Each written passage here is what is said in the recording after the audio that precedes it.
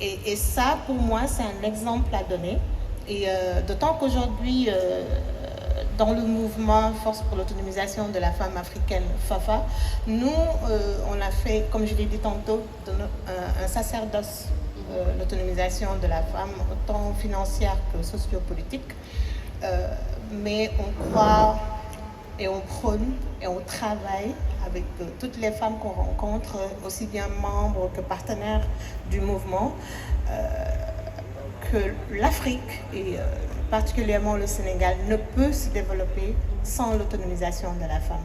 Mais aujourd'hui, on est en 2026. Pourquoi c'est toujours un problème? Pourquoi on a encore besoin d'en parler, d'organiser des talk shows, des événements pour vraiment mettre en avant l'autonomisation de la femme? Ça devrait se faire depuis le temps qu'on en parle. Ça devrait se faire depuis le temps qu'on en parle, mais il y a comme un oubli collectif qui s'opère à chaque fois.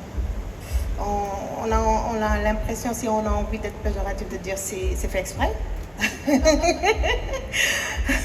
Pas certain. Si on a envie d'être un peu comment dire, on laisse les femmes de côté, on prend les hommes, on les met en avant. Qu'est-ce qui ouais. Oui, si on veut être un peu taquin, on peut le dire comme ça, mais plus sérieusement, je dois dire que le rappel est pédagogique.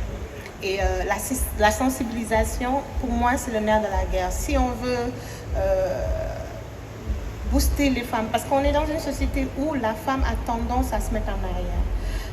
Pourquoi? Parce que dès la naissance, on fait comprendre que tu es une fille, tu es sous la tutelle de ton père.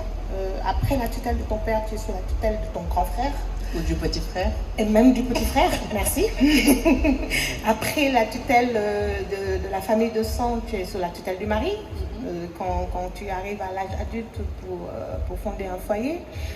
Et même quand tu divorces du mari ou malheureusement tu perds ton mari, tu es même sous la tutelle de ton fils. Mais il y a toujours la tutelle d'un homme. Et quand on est dans une société comme ça, on se sent obligé de rappeler qu'à la base, l'Afrique a été toujours peuplée de femmes de valeur, de guerrières. On a même eu une armée de femmes en Afrique.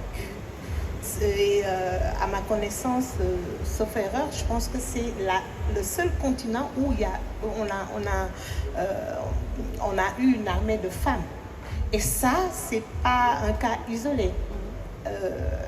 Les femmes ont toujours marqué l'histoire de l'Afrique et de fort belle manière. Et on le dit, on le répète tout le temps, l'Afrique a toujours été un continent matriarcal. C'est vrai.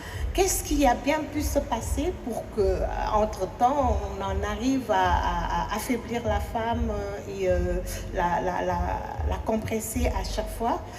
C'est ça qui fait. C'est une question, mais en même temps, c'est une réalité qui a fait qu'on sente le besoin de toujours revenir sensibiliser, parce que oui, il y a des hommes comme Khalil Cissé et d'autres, quand on peut, pour ne pas le citer, quand on peut parler de masculinité positive. Heureusement encore, il y a des hommes comme ça qui considèrent pas les femmes comme leur subalterne,